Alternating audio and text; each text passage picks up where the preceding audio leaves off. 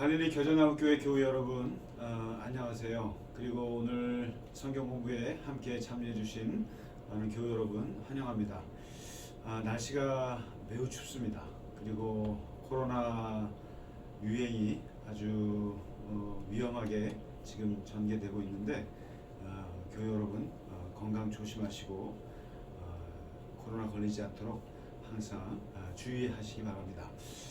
어제는 우리 잘 아시는 우리 양 장로님께서 소천하셔서 어제 장례를 하고 왔습니다. 참 90세의 일기로 이제 떠나가셨는데 참 드릴 말씀이 많습니다만 한 가지 우리가 오늘 성경 공부하면서 좀 드리고 싶은 말씀은 우리 양장로님이라는 분이 군인이셨고 또 나라를 위해서 참 사셨던 분인데 그분을 한번 깊이 한번 좀 생각해 봤어요. 했는데 우리 양장로님 같은 분은 한마디로 그 충성이라고 하는 거에 아주 단순하게 윗사람에 대한 아주 강한 그 충성심의 사람이었다고 평가를 받으시더라고요. 근데 참 쉽지 않은 것인데 아무튼 어제 교회 여러분과 또 함께 장례에 또 발인 예배에 참여해 주신 분들께 감사드립니다. 다시 한번 고인께서 하나님 나라에 가시는 것을 저희가 믿고 또 유가족들에게 심심한 위로를 전합니다.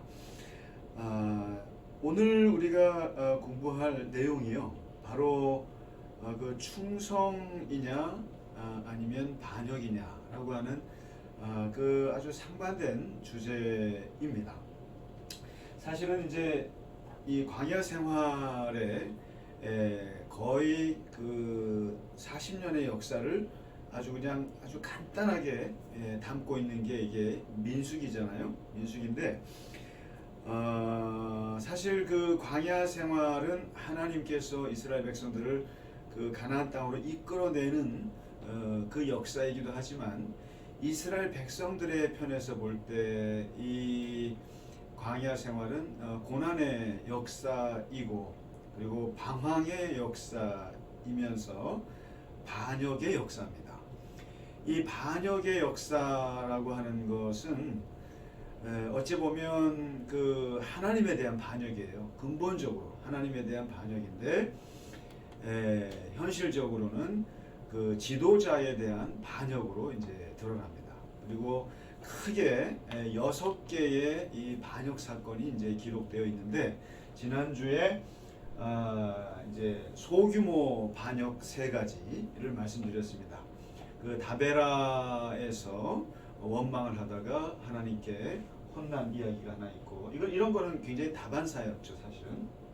그다음에 고기를 먹고 싶어 하다가 하나님께서 메추라기를 주시면서 거기에서 그들이 탐욕을 내다가 하나님께 징벌을 받았던 그 기브롯 핫다 탐욕의 무덤, 이 사건이 하나 있고 그리고 이제 본격적인 어떤 그 이 반역의 일들이 벌어지는데 이것은 이제 미리암 그 누이의 그 모세가 아내를 또 취한 거에 대한 비난을 하고 하다가 나병이 걸렸던 그런 이제 반역 사건이 있습니다.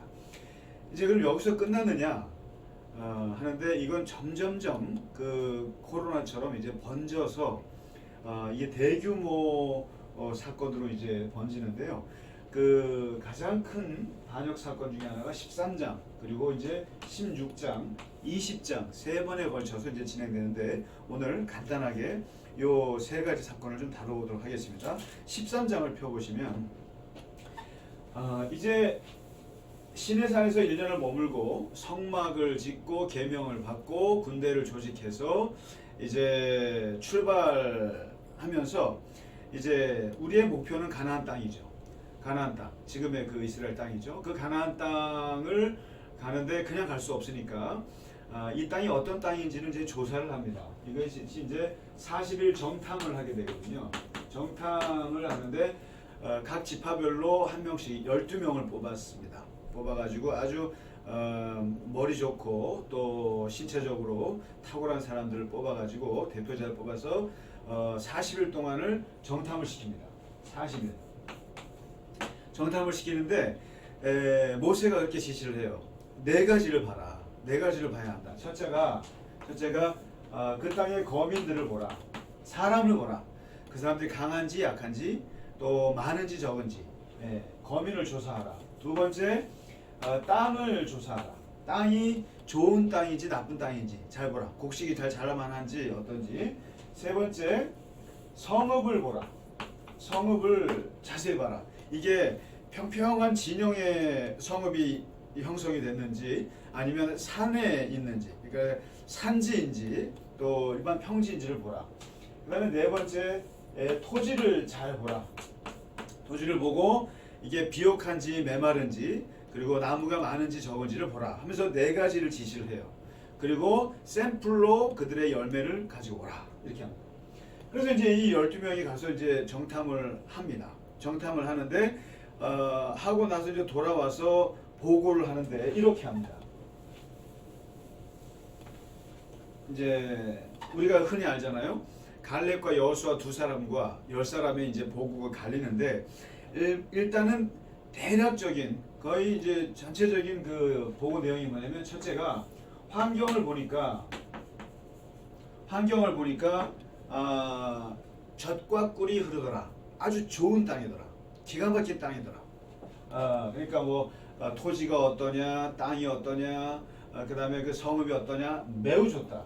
딱 이렇게 젖과 꿀이 흐르는 땅입니다라고 보고를 합니다. 그 다음에 두 번째 그들의 사람을 보니까 아주 장대하더라. 그리고 키가 크고 그 당시에 그 거인이라고 말할 수 있는 자손이 아낙 자손인데 그런 아낙 자손들도 봤는데 이런 사람들이 두루두루 거주하더라. 아주 거대한 사람들이 많더라 이렇게 얘기합니다. 그 다음에 이제 세 번째 판단을 내립니다. 판단. 중요한 건 그러니까 이제 크게 그러죠. 사람과 땅을 보라는 거예요. 환경을. 근데 이제 다 보고 내린 이제 결론이 뭐냐면 판단은 우리보다 강하다. 그들은 우리보다 매우 강하다. 그 다음에 특별히 그 거주민을 강하다고 해놓고 땅은 거주민을 삼킬 만한 땅이다. 땅이 거주민을 삼키는 땅이다. 이렇게 얘기합니다. 그 다음에 그들의 사람들의 신장이 매우 크다. 그러니까 앞에서 젖과 꿀이라는 좋은 땅이라는 거예요. 그 다음에 사람은 거대하다고 해놓고 판단하기로는 우리보다 강하다. 그 사람들은. 그리고 땅이 사람을 삼킬 것 같더라. 이게 무슨 그 다음에 키들이 너무 크다. 이런 식으로 합니다. 그리고 마무리 결론은 뭐냐면 그러면 우리는 그들과 비교했을 때 무엇이냐? 우리는 메뚜기다. 이렇게 기가 막힌 결론입니다. 우리는 메뚜기다.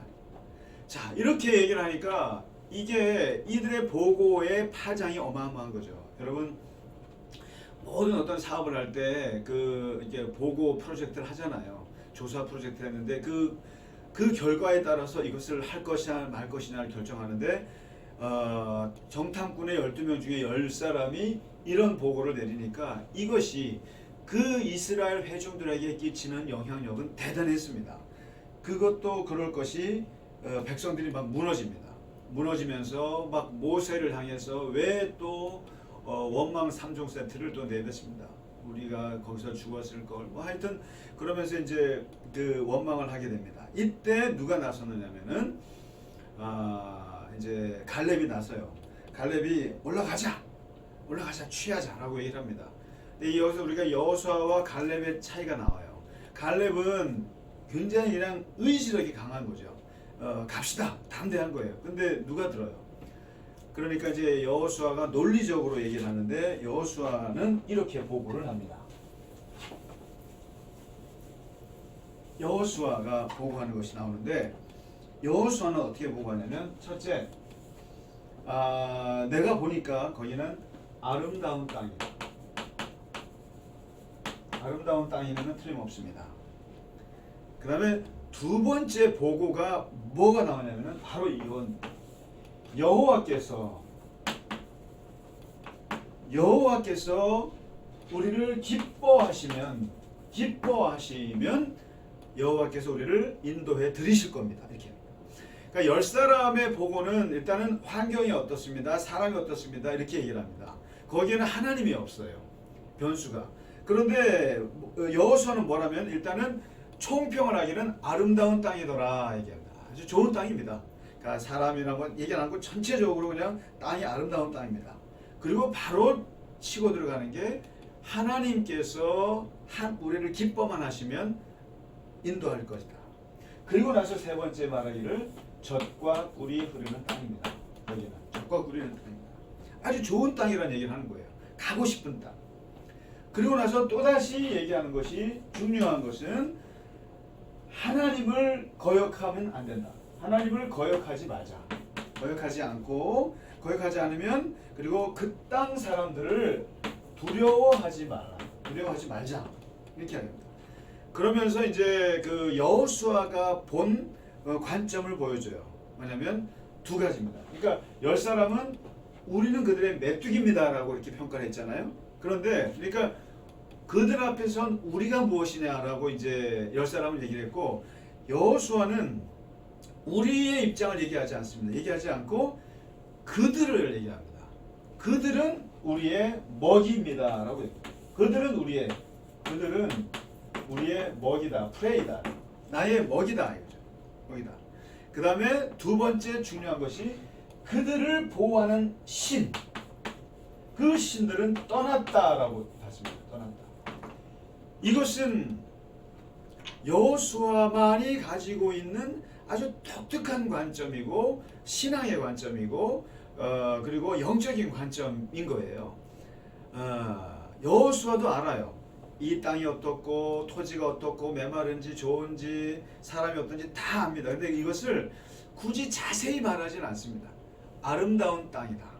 그리고 젖과 꿀이 흐르는 땅이다. 이렇게 딱 총평을 하고 나서는 중요한 것은 하나님이 함께 하시면 되고 그리고 그들을 보호하는 신들은 떠났다라고 해요. 이렇게.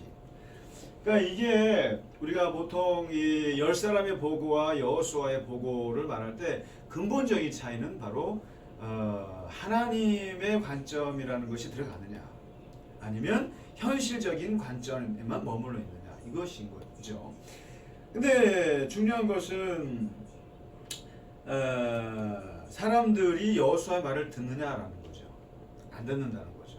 왜냐하면 눈에 보이지 않기 때문에. 그러니까 그래서 다시 백성들이 일어나서 여호수아와 갈렙을 잡아 죽이려고 해요. 그럴 때 하나님께서 분노하십니다. 뭐냐면 어느 때까지 나를 믿지 않겠느냐. 그러면서 하나님께서 전염병으로 죽이겠다고 하거든요.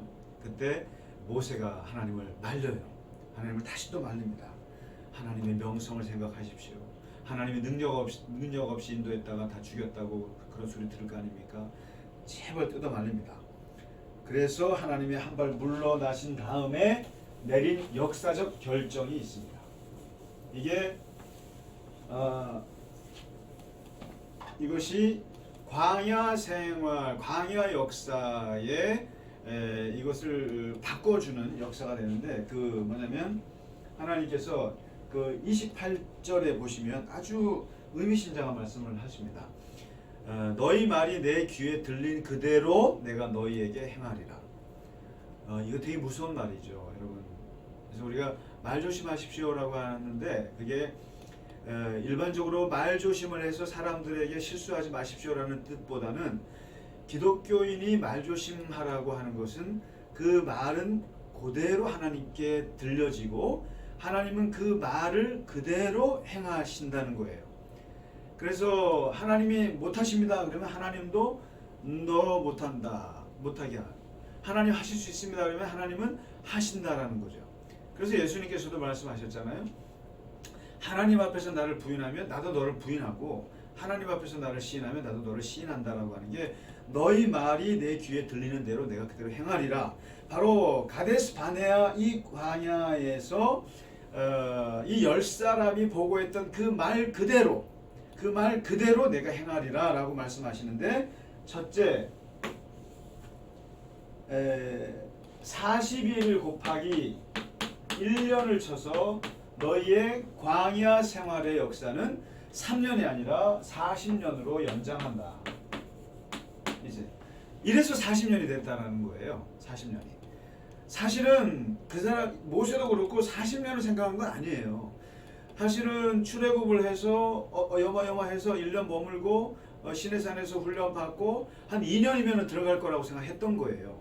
그런데 웬걸 바로 이 가데스 바네아에서 12지파의 수장이라고 하는 리더들의 말이, 그들의 생각과 사고가 너무나 불신앙적이었기 때문에 하나님께서 40년으로 연장하는 겁니다. 이것은 너희들의 지금 이 멘탈 가지고는 못 들어갈 것 같다라고. 그다음에 두 번째, 그 땅을 놓고, 하나님의 약속하신 땅이잖아요. 젖과 꿀이 흐르는 땅, 이게 모토잖아요. 근데 그 땅을 악평하고 거민을 삼키는 땅이라고 그러고, 이런 사람들, 그렇게 해서 온 회중들을 선동한 너희들은 죽인다. 죽일 것이다. 그리고 동시에 20세 이상, 그러니까 선동한 사람들 죽인다. 그 다음에 세 번째는 20세 이상의 원망하면서 살았던 세대들은 가나안 땅에 못 들어간다. 1세대 출입금지. 예, 그렇습니다. 그래서 결국에 그 가나안 땅에 1세대가 못 들어가게 되죠. 못 들어가게 되고, 그 다음에 악평한 리더들, 그리고 이런 가데스 바네아에서의 정탐 이 보고 때문에 이스라엘 역사, 그 광야 생활이 40년 연장되게 되고, 그리고 실제로 1세대 사람들은 못 들어갑니다. 그래서 모세도 같이 못 들어가게 되는 거죠. 그래서 이 가데스 바네아 반역 사건은 광야 생활의 역사를 바꾼 아주 중대한 반역이라고 볼 수 있습니다. 그 다음에 이제 두 번째 이제 아주 16장에 가시면 이 반역이 조직화되는 사건이 나옵니다. 그것이 바로 고라의 반역, 고라의 반역 사건인데, 이 고라가 누구냐면은 여러분, 모세, 미리암, 아론이 레위 지파잖아요. 레위 지파인데 이 사람도 레위 지파예요. 고라도. 그러니까 레위 지파 안에 여러 자손들이 있을 거 아닙니까? 그 고핫 자손이에요. 고핫 자손의 사람인데, 이 사람이 이 레위 지파 하면 우리가 제사장 지파라고 그러잖아요. 근데 모두가 제사장이 아니라 이 안에 어떤 구분이 되냐면 아론 자손, 아론을 중심으로 한 제사장이 있어요. 제사장직을 맡은 그 아론 쪽 사람들이 있고, 그 다음에 이 고핫 자손을 비롯한 다른 레위 사람들에게는 뭐가 있냐면은 성막 봉사자로서의 봉사직을 부여했어요. 그러니까 이 사람들은 성물을 만지거나 성물을 옮기거나 성막을 짓고 또 이렇게 옮기고 하는 이러한 것들을 맡긴 거예요. 그러나 이제 이 사람들은 제사장이 하는 아론이 하는 그러한 하나님 앞에 나아가는 것까지는 못해요. 약간 구분은 했다 이 말이죠. 근데 바로 이거에 고라가 이제 저거 한 거죠. 불평을 푼 거죠. 그리고 이제 자기들만 아니라 다단이나 아비람이나 온이라고 하는 르벤 지파 사람들을 끌어모아요. 끌어모아가지고 250명을 사람들을 불러봅니다. 250명. 굉장히 조직화된 거죠. 그리고 이제 뭐라고 이제 그 모세에게 따지냐면은, 너희가 분수에 지나치게 행동한다. 그리고 딱 네 건 명분이 이겁니다. 모든 회중이 다 각각 거룩한데, 그러니까 너도 거룩하고 나도 거룩한데, 그리고 여호와께서는 우리 모두에게 계시는데 왜 너희만 그렇게 우리 중에 높은 자리를 차지하려고 하느냐 얘기합니다. 바로 이 제사장직을 독차지하려고 하느냐. 왜? 이 말이 맞을까요? 틀릴까요? 맞는 말이죠. 그러니까 바로 이 사람들이 미리암도 마찬가지잖아요. 하나님이 너랑 나랑 다 같이 계시는데 왜 너만 그러냐 이렇게 따지셨잖아요. 근데 지금 이 고라도 마찬가지예요. 하나님께서 공평하시지 않느냐. 그리고 하나님께서 너나 나나 똑같이 임재하시는데 왜 너만 이렇게 제사장 일을 하느냐 이렇게 따지는 거죠. 이게 영의 민주주의를 내세우는 거죠. 민주주의. 여러분 이게 지난번에 70장로를 세울 때 내가 모든 백성들이 다 하나님의 영을 받기를 원하노라 모세가 말했잖아요. 그것처럼 이게 지금 맞는 말이에요. 왜 너희만 그렇게 우리 원하냐. 아주 평등을 내세우고 민주주의를 내세우는 말이에요. 모든 반역에는 바로 평등이라는 게 들어갑니다. 모든 혁명이나 모든 어떤 그런 그 역사를 바꾸는 그런 반역 사건이라고 하는 다 평등 사상이 거기에 다 들어갑니다. 이것은 참 아주 보편적인 가치인데도 불구하고 어떻게 보면 굉장히 이 반역에 있어서 중요한 동기가 됩니다. 민주주의라고 하는 것도 마찬가지죠. 이렇게 되니까 이제 모세가 할 말이 있겠어요? 할 말이 없어요. 또 뭐 모세의 입장에서는 이게 뭐 참 어떻게 할 수가 없는 거예요. 자기 자신이 뭐 하고 싶어서 하는 것도 아니고 하나님께서 이끌려서 이 지도자 역할을 하는데 이게 마치 독재한다라는 소리를 듣고 앉아 있으니까 본인도 어떻게 할 수가 없잖아요. 그렇다고 해서 막 대놓고 뭐라고 할 수 없으니까 모세가 그 이야기를 받아들여요. 받아들이고 그래 좋다. 그러면은 이렇게 하자.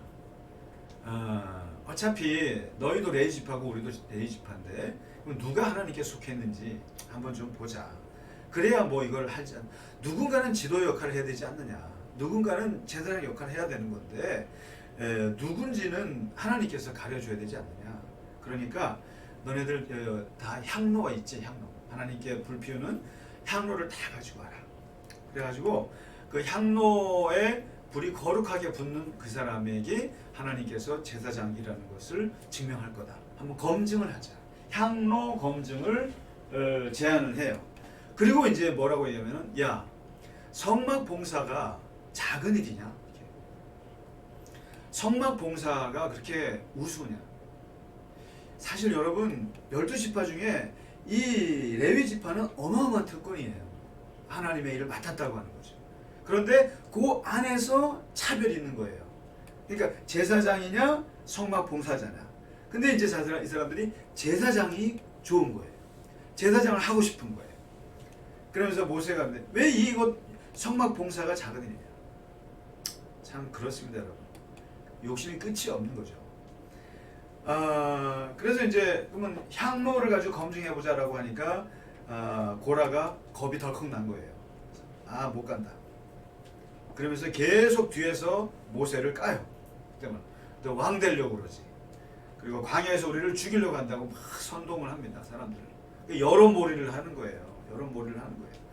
그러면서 향로 검증에는 가지는 않고 계속 뒤에서 사람들을 선동하면서 모세가 우리를 광야에서 죽일 거다. 그 다음에 제가 왕이 되려고 저런다 하고 계속 이러니까 모세가 그냥 분노가 극에 달합니다. 그게 달하면서 하나님 앞에 나와. 하나님 앞에 나와가지고 정말 하소연하는데 하나님, 내가 나귀 한 마리 사람한테 뺏은 적이 있습니까?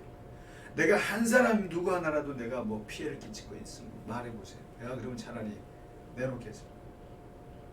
그냥 그리고는 하나님께 그렇게 하소연을 하고 나서 다시 한번 재차 통보합니다.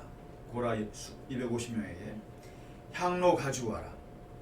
그리고 아론도 가지고 와라. 그리고 이게 진짜로 만일에 그들이 당하는 벌이 일반적인 벌 같으면 하나님이 나를 버리실 것이다. 나 이거 안 한다. 그러나 하나님께서 새 일을 행하셔서 아무도 보지 못했던 하나님의 역사 심판이 이루어진다면 그때는 여호와께서 나를 택한 것이다. 그렇게 알고 다시 와라. 그래서 이제 이 압박감에 사람들이 모여듭니다.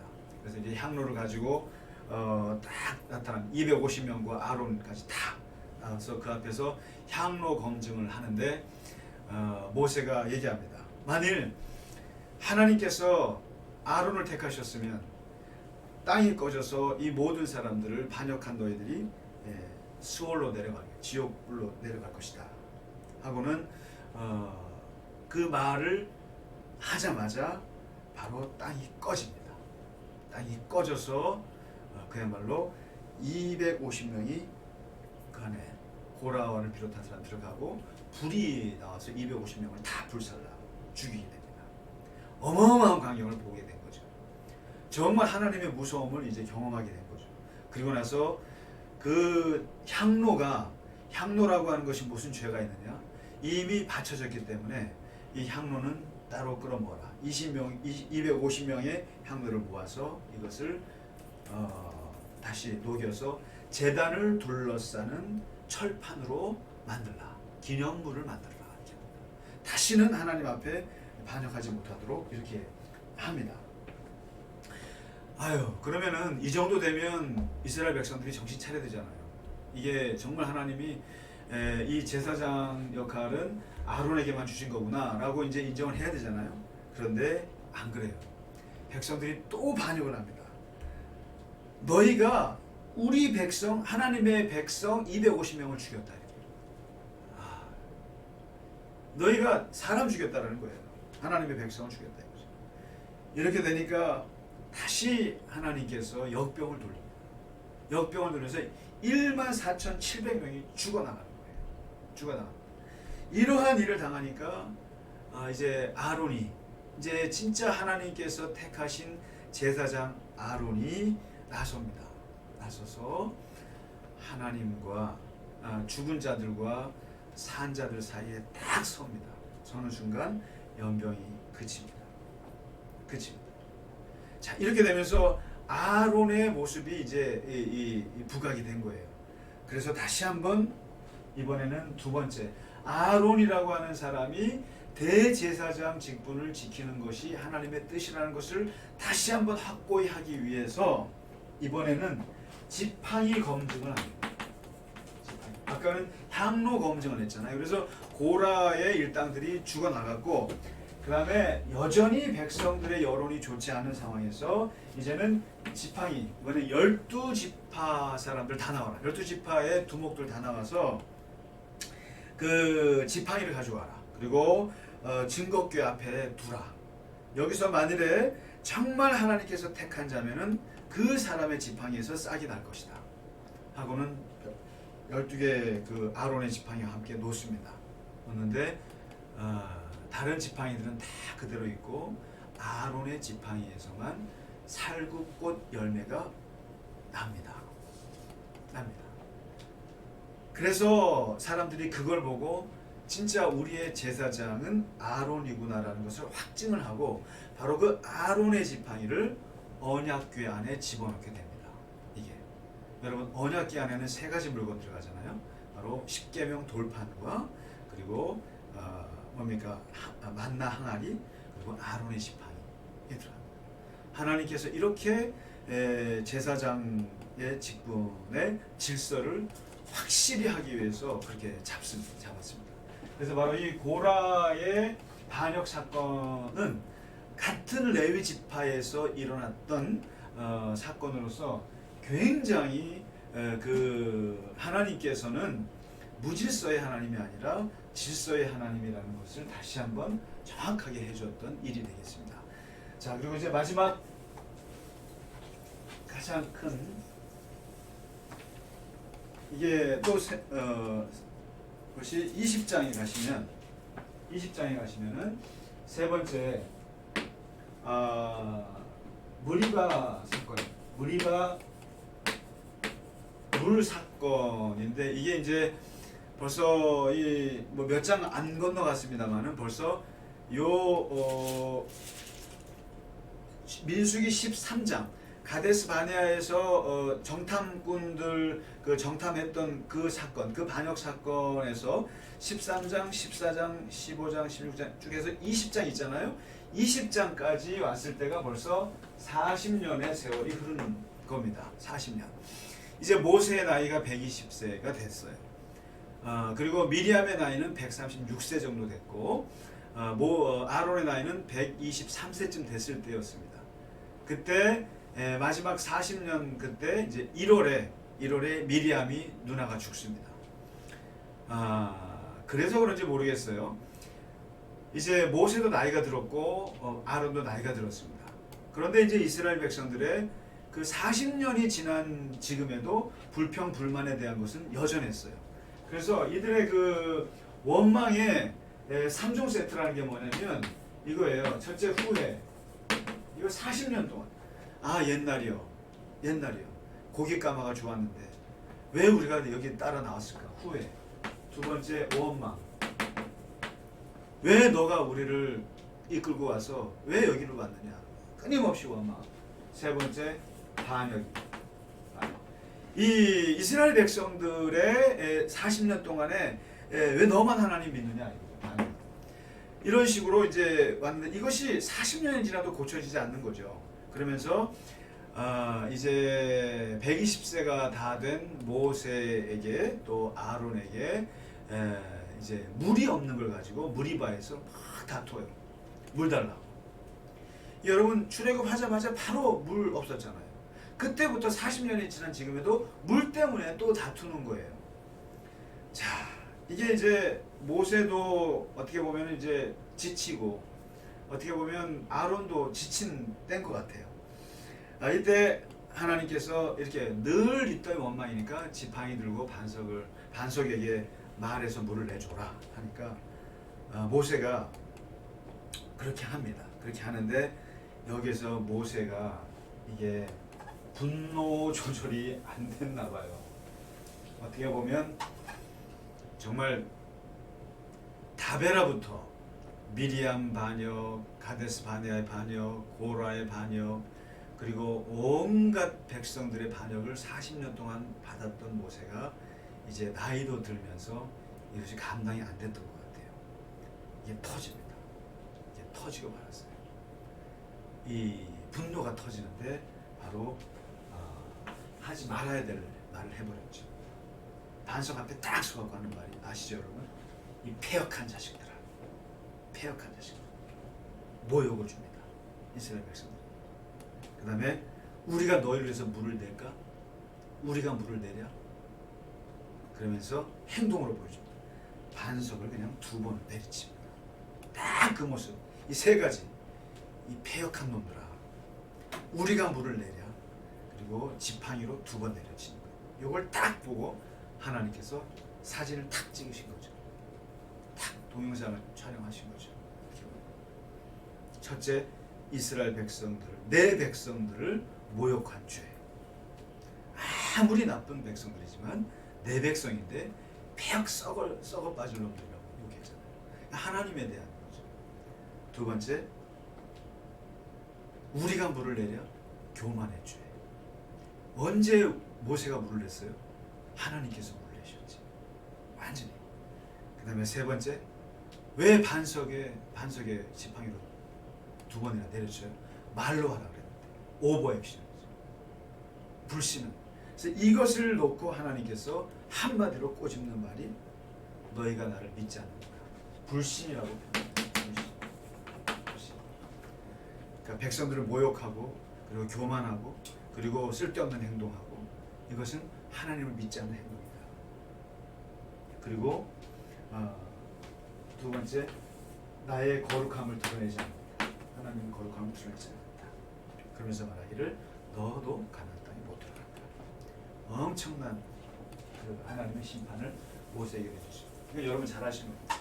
그래서 이 모세는 이 일로 인해서 하나님 여러 번 기도했지만 하나님께서 그만해라. 너는 못 간다. 이렇게 이제 얘기를 하셨는데 이것이 바로 무리바의 물 다툼 사건이거든요. 이제 이 반역을 거치면서 모세도 지쳐버리고 아론도 지쳐버리고 그래서 이제 이 일이 있고 나서 5월 달에 아론이 죽어요. 그 다음에 아론의 죽음을 이제 장례를 치르고 모세가 11월에 죽습니다. 그러니까 한 해에 미리암과 아론과 모세가 다 같이 죽습니다. 참 기가 막힌 노릇이죠. 근데 그 죽기 몇 개월 전에 바로 이 무리바에서 이스라엘 백성들 앞에 거룩함을 드러내지 못한 죄로 하나님 앞으로부터 그 가나안에 못 들어가는 것을 다 통보 받으시는 거예요. 받게 되는 거죠. 자, 이렇게 해서 이제 대규모 사건들을 다뤘습니다. 그럼 이제 결론적으로 성경에서는 이 반역이라고 하는 것이 무엇이냐? 그리고 혁명이라는 건 뭐냐? 그러면 일반적으로. 그러면 우리는 지도자에게 저항하면 안 되느냐? 그리고 지도자를 향해서 우리는 문제 제기를 하면 안 되느냐? 어떻게 보면. 근데 역사적으로는 많은 백성들이 군주들을 끌어내렸잖아요. 그래서 프랑스 혁명도 그렇고 또 많은 민주주의 나라들에서 그런 혁명적인 피해 역사들이 많이 있는데, 그럼 그게 다 반역이냐? 우리 조선말로 하라면 역모냐? 반역은 나쁜 거냐? 아니면 그럼 뭐가 어떻게 되는 거냐? 성경에서는 특히 이 광야 생활 모세를 향해서 반역했던 이 이야기에서는 중요한 기준이 있어요. 이게 뭐냐면 모세가 옳고 그름의 문제가 아니에요. 그리고 또 모세가 어떤 행위를 했느냐 안 했느냐 이것이 아닙니다. 그 다음에 명분이 있느냐 없느냐 이런 문제가 아니라 이것이 반역이 되는 것은 뭐였냐면은 중요한 기준은 누가 하나님께 속해 있느냐라는 부분이었습니다. 누가 하나님께 속해 있느냐. 그러니까 우리가 건들지 말아야 될 사람은 누구냐? 옳은 일을 한 사람이다. 선한 행위를 한 사람이다. 그 사람의 명분이 옳다. 이런 사람을 이런 문제가 아니고요. 적어도 모세의 경우에서는 누가 하나님의 사람이냐, 아니면 누가 하나님이 택하지 않았느냐, 이게 중요한 거죠. 그러니까 모세는 구스 여인을 취했어요. 그리고 모세는 어떻게 보면 독재적으로 보였죠. 그러나 그리고 그의 행위가 결코 또 좋은 행동만 있지는 않았을 거예요. 그러나 이 고라나 미리암이나 반역했다가 다 그 죽임을 당했던 이유는 무엇이냐? 그것은 누가 하나님께 속해 있느냐. 근데 중요한 것은 모세는 부족하지만 하나님께 속해 있었다라는 것이죠. 이것이 이제 성경이죠. 그리고 두 번째는 아브라함에게 했던 하나님의 축복의 원리인데, 너를 축복하는 자는 내가 축복하고 너를 저주하는 자는 내가 저주할 것이다 라고 하는 그 하나님의 축복의 원리가 적용되는 거죠. 그러니까 하나님의 사람이 모세를 저주하는 사람은 내가 너를 저주할 것이고, 하나님의 사람 모세를 축복하는 사람은 축복할 것이다, 이런 거죠. 그래서 여러분, 반역이라는 것은 좋은 것이 아닙니다. 확실히 좋은 것은 아닙니다. 정말 그러나 우리가 저항하고 어떤 독재를 타도하고 이런 역사들은 많이 있습니다만은, 중요한 것은 그 지도자가 하나님이 택한 사람이면 함부로 건들 수는 없는 거죠. 그러니까 모세는 그런 면에서 하나님이 모세를 잡고 있다는 거였죠. 그래서 아무리 모세가 부족하고 그래도 그 모세를 건드렸던 많은 사람들은 반역으로 하나님께서 치인 거죠. 그래서 여러분, 많은 목회자들이 이렇게 교인분들이 목회자들 그러면은 이런 예를 많이 들기도 하고 그러는데, 지나치게 그럴 필요는 없습니다만은, 중요한 것은 여러분이나 저가 하나님께 속해 있다면, 하나님께 속해 있고 또 하나님이 우리를 쓰시는 중이라면 우리를 아무나 못 건듭니다. 그렇게 보셔야 되죠. 하나님께서 우리를 잡고 계신다면. 그리고 거꾸로 말해서 우리가 함부로 하나님이 택한 사람들을 건드려서도 안 돼요. 우리가 만약에 막 그렇게 했는데 그 사람이 하나님이 택한 사람이면 어쩔 거예요.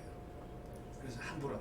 그래서 우리가 모든 교우들, 하나님의 자녀들에게는 서로가 서로를 존중하고 서로에게 축복하는 이유가 거기에 있는 것이죠. 자, 오늘 이 반역 사건 3가지를 다뤘습니다. 좀 긴 시간 동안 진행이 되는데 들어주시느라고 고생 많으셨습니다. 다음 주에는 이제 21장부터 민수기 후반부의 역사를 또 다루도록 하겠습니다. 오늘 정말 고생 많으셨습니다. 감사합니다.